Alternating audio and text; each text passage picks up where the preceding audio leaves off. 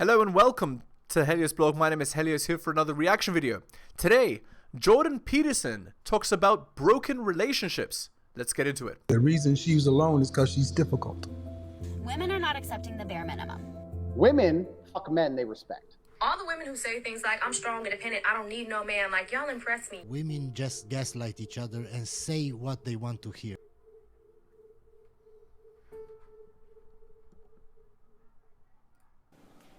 A divorce is very complicated. Like, it's not so bad if you get divorced to someone who's reasonable. But often the reason that you're getting divorced is that one or the other or both of you aren't that reasonable. And what that might mean is that you might be negotiating with someone whose basic goal is to make sure that you don't have another day of success in the next 20 years. And that's why so many men are walking away from marriages in 2023. Because the way that the laws work, a girl has the power to cheat on you, and then not only can she do that, it ruins you. It ruins your children. It ruins your finances for the next 20 years. Imagine that. Girls have that much power over you. So a lot of guys are just choosing, you know what? I don't think I will get into that situation. And if that's their goal, they will attain it. So, and there's lots of ways people do that, and they usually do it by holding their children hostage. And people will definitely do that. They do it all the time, you know. So, you want to avoid that. And then, you know, then of course it's hard on the relationship you have with your children. And like those are probably the most important relationships you have in your life. You know, it's like, might be parents, might be siblings, might be your partner, might be your kids, but I think when it comes right down to it. By the way, Jordan used the red flag word, partner. Your parents are old, and so are you, but your kids aren't. And they're just as close. Plus they need you. And so you start twisting and messing that about, boy, it's hard on your psyche. It's hard on the kids too. So, you know. So then I'm just thinking about that and what you said about how that's a cost. If you mess it up, and that's like a 5-year cost, that's it costs you, right? Oh, and it might be a 15-year cost if you're in a custody battle, and it will cost you $250,000. Right. Right. So imagine this. You got into a relationship with a girl. You thought everything was great, right? Then all of a sudden it goes not so great. Divorce happens. You have to pay 250 grand. You lose your children. You lose your house. You lose all of the effort and work and struggle that you put in to become the kind of man that's able to be successful and have a family and provide for a family and raise a family. You lose all that. Before, in the old system, when a divorce happened, the man got the children by default. And the woman was thrown out on the street. Yeah, you want a divorce? Cool, get out of here. That's how it used to be. And men got married. 95% of men got married. Okay, shilling time. Drop me a donation like Hunter M, Adrian on, Tom M. Just click more underneath the video. Hit the like, hit the subscribe. Go to my Patreon and subscribe. Patreon.com/theheliosblog. Again, it's patreon.com/theheliosblog. Buy my books at bit.ly/heliosbooks. Shilling is done. Thank you. Let's continue. Or let's more. say, yeah, but like, is it then, would you say, like being a psychologist, that it's better for people to like pursue a relationship that's like not good, that continue to do that and possibly incur further costs than it is to just cut it off? Because it wouldn't divorce be. Okay, it's a complicated question. What I would say is, don't make the kind of mistakes that get you into such a stupid relationship to begin with. Okay, because that's the answer to that question. And the way you do that is by trying not to delude yourself any more than is absolutely necessary. And that means when you're in the damn relationship, tell the person the truth and try to figure out what the truth is for you. And don't put up with any nonsense and stand up for yourself. And also aim towards the good.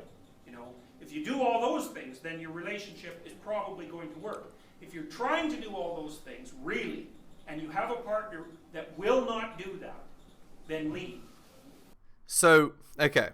There's a lot of good in what Jordan said. So let's talk about the don't put up with nonsense. Okay.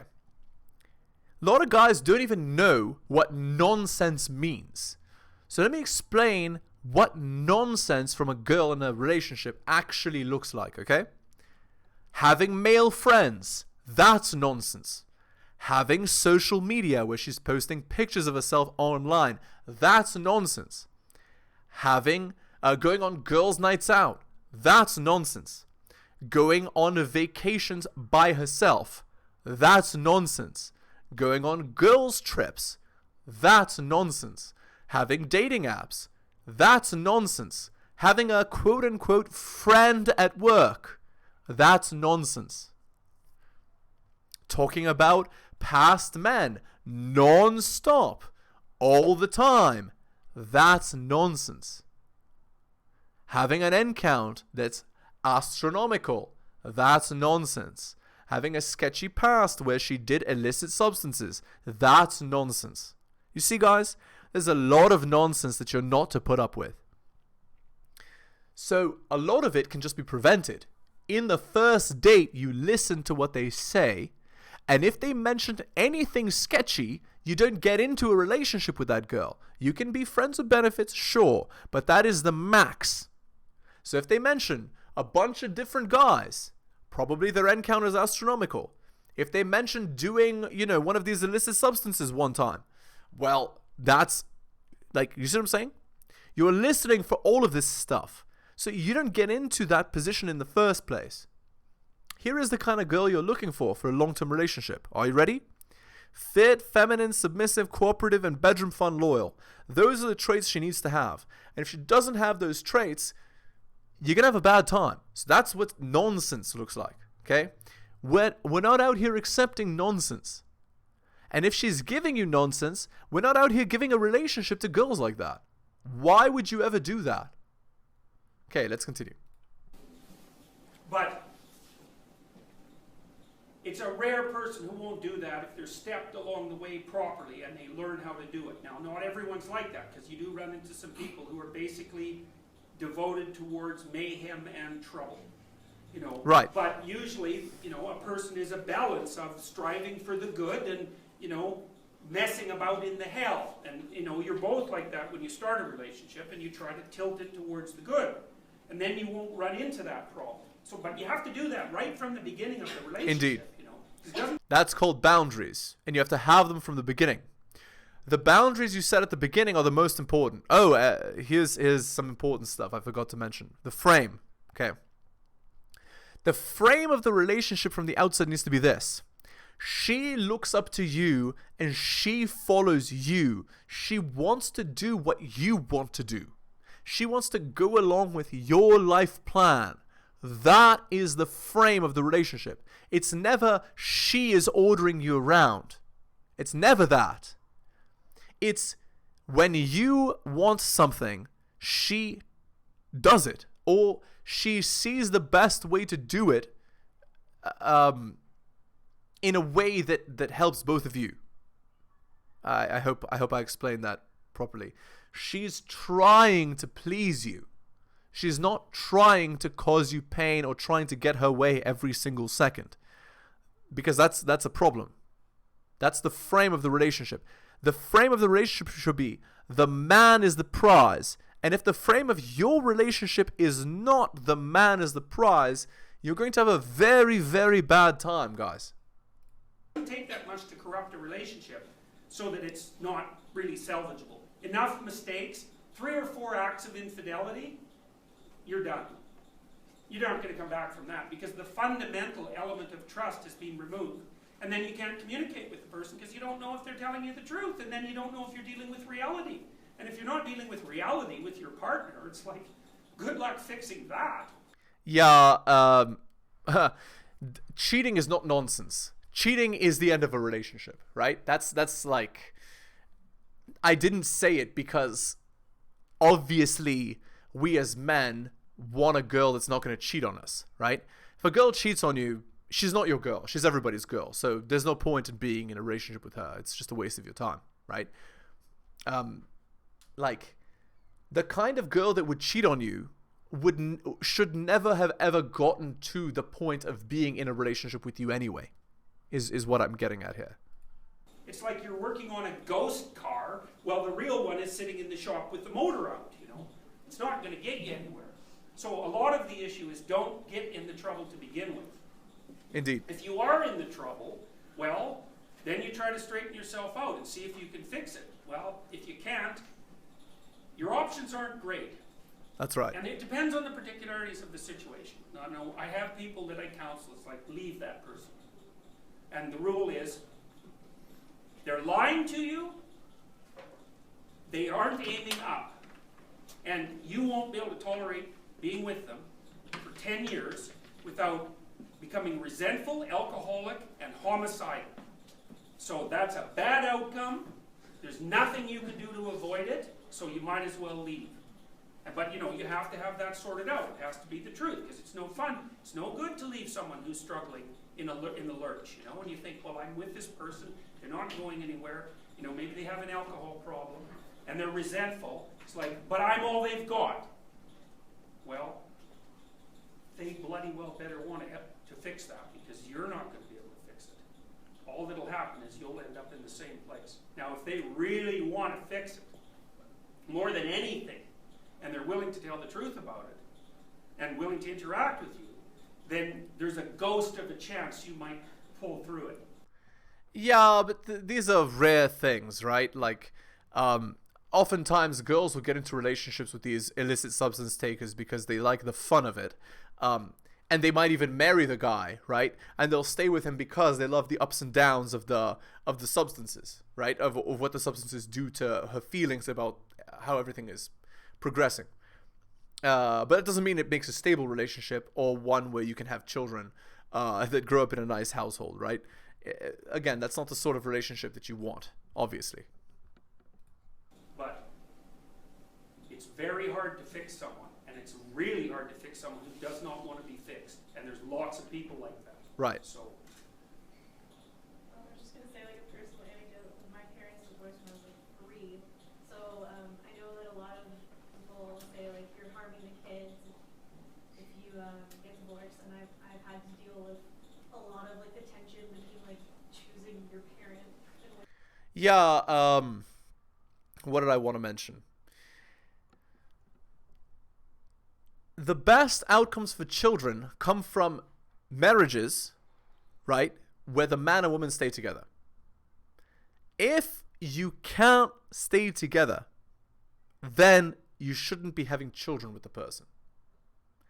Because what you'll end up doing is ruining the life of the child. So you prevent that before it happens. Don't ruin the life of your children by having them with a person that you can't stay together with. Which one you agree with, but when everyone asks, like, are you upset if they got divorced? I'm like, I see how much they fight now, and I can't imagine having that happen like 24/7 and being in that household. Yeah, well, I mean, this is why there isn't an answer to the question. Yeah. It depends on the particularities of the situation. And so there's lots of situations where a general answer doesn't suffice. But I would say this is a tough one. I can tell you what's happened since the divorce laws got liberalized. Very bad things have happened since then, by the way. Since no-fault divorce, before you needed fault divorce. You had to prove infidelity. You had to prove, criminality. You had to prove illicit substance use, and then you could divorce legally. You had to prove that in court beyond a reasonable doubt. When it became no-fault divorce, girls can just say, "I'm unhappy," and destroy you. And obviously that doesn't lead to good outcomes, as you can imagine. The first thing that happens is that all of you are going to be divorced at about the same rate as people would have 30 years ago. Because rich people still get married. And they generally don't get divorced. Poor people do not get married. And that's like 60% of the population, and it's ramping up quick. And there's no evidence whatsoever that that's anything but catastrophic. So kids who are raised by single parents do not do as well. Indeed. Now, that doesn't mean there aren't some single parents who are doing a stellar job. Obviously there are, and there's some married parents that do a terrible job. That's not the issue. The issue is the bulk of the evidence, and the bulk of the evidence strongly suggests that children who are raised with two parents do better. Indeed. Well, duh. Why? Well, why? It's impossible to raise children.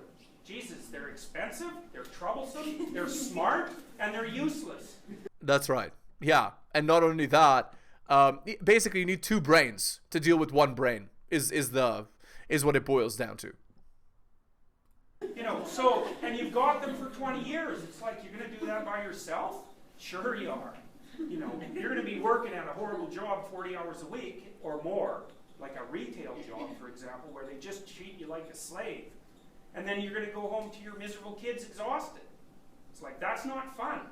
And, you know, it's increasingly the norm for huge chunks of our population.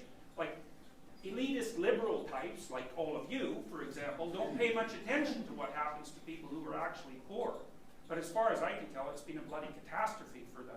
You know, there's an old saying, when the upper class gets a cold, the lower class gets pneumonia. And you know, the thing about that saying, it's true. It's like, it's not a metaphor, it's literally the case. If an epidemic sweeps through a population, the population dies from the poor people upward, because they're so damn stressed. That's actually true. Absolutely true, without a doubt. Without a doubt true. Yeah, something that's important to note is that this is why you as a man, you need to work to be competitive and successful, because you want to avoid the outcomes of these poor people. You want to really avoid them. You want to have the best life possible for your children, if you can manage it. So, you know, I would say, with regards to marriage, I've been married a long time. It's just about 26 years now, you know, and I've noticed a bunch of things about marriage. One is, two brains are better than one. And so if you actually communicate with your partner, because they're not like you, it's like you have a corpus callosum between you. You know, and they'll tell you things that you don't understand. You know, like when you're being stupid. You know, in a typically feminine way, say, or a typically masculine way, or in whatever stupid way you manage to be stupid. They'll point that out to you, you know, and that can be really helpful, even though it's extremely annoying. You know, and they can help you make decisions, and they're a good place to confess to. You know. No, you don't want to confess to your wife. Don't ever do that. And with regards to helping you make decisions, sure, you as the man are the ultimate decision maker. That should be the frame, and she should want that to be the frame. But of course, asking for her input is nice. It is helpful, and should be taken into account, right? Unless it's totally unreasonable, right? But no, that's absolutely true. That actually does make sense. And it's really helpful when you're trying to figure out how to discipline children, so that you're not a pathetic milksop who lets them run all over you. That's or right. Some tyrant who, you know, likes to beat them with a stick when they sneeze. You know, hopefully you kind of find some pleasant middle ground in there. And it's a lot easier to do that with two people than with one. And then they can spell you off when you're exhausted. Particularly useful if you have small children, because you will be exhausted when you have small children. You know, plus the narrative of your life has continuity. And that's nice. You know, and if your home is set up properly, it's actually a pleasure to go to it. You know, it is a buttress against the chaotic and uncaring external world, because the external world, in many ways, doesn't give a damn about you. Indeed, that is absolutely true, without a shadow of a doubt. No one in this world cares about you, except for your family, close family. Like, when I say close, I mean 50% related to you, right? So your parents, your siblings. And hopefully your significant other cares about you, but as a man, she'll care about you when you're attractive, successful, competitive, you know, when you meet the hypergamous filter, right, which is few men. If she sees you as Chad and looks up to you, then, right, she'll love you. Oh, but only then. And that's what they don't tell you, right, when you're growing up. That a woman's love is dependent entirely on your ability to succeed and your ability to be competitive. They don't love the way you love as a man. They don't. Women don't love the same way. You know? So if you go home and it's set up reasonably Well, it's like, hey, you've got somewhere to belong. That's not so bad. Just another related situation that has personal relevance for me and might for other people too. Is that in many situations, like when something bad happens, you know, okay, yeah, I've got to do some kind of reparative thing, right? And so say it's like a health scare, you go, okay, I've got to work on my diet. And then it's a divorce, it's like, all right, well, I've got to work through why I didn't think I was headed for a divorce for the last 20 years, but now it just happened. But in some situations, people know they got to repair, but they don't want to get something that would actually be repairing. So they go to people who are specialists in like other areas of like personal psychological dealings and stuff like that. Anything but divorce, like attention deficit, work on your attention skills, or like work on these, or like assertiveness training or something like that. But like they're diligently avoiding the heart of the matter. And Well, what would you okay. make of that? And if you were in a family with somebody like that, is there something you can do? Well, you know, some situations are like Humpty Dumpty, right? There's no putting it back together. Yeah. Now, but again, in terms of avoidance of those situations, it's like you think about that hierarchy again. Well, divorce is a low resolution, high impact solution because it just tears a chunk of that hierarchy out and throws it away. Mm-hmm. That's a lot and it's costly. Yeah. It's gonna hurt you. Okay, so then you think, well, what might you do instead of that? And the real answer is solve the damn problems as they arise. You know, and that's hard, and it requires drilling down. It really requires drilling down. So one of the things I want to build, for example, which I haven't built yet, it's kind of like going to be like this future authoring thing that you guys do. I want to build a problem-solving matrix for couples. Because here's how not to get divorced from your wife. Figure out how to set the table properly. Now, what does that mean? It's really, really complicated. It's like, who's going to cook? When are they going to cook? Why are they cooking? How should you respond to it? Who buys groceries? What are the groceries going to be? Who's going to put them away? How do you say thanks when someone does something for you in the domestic environment? And what's happened, and this is part of the death of God, roughly speaking, is that the roles are gone. Okay, and what that means is you better be awake.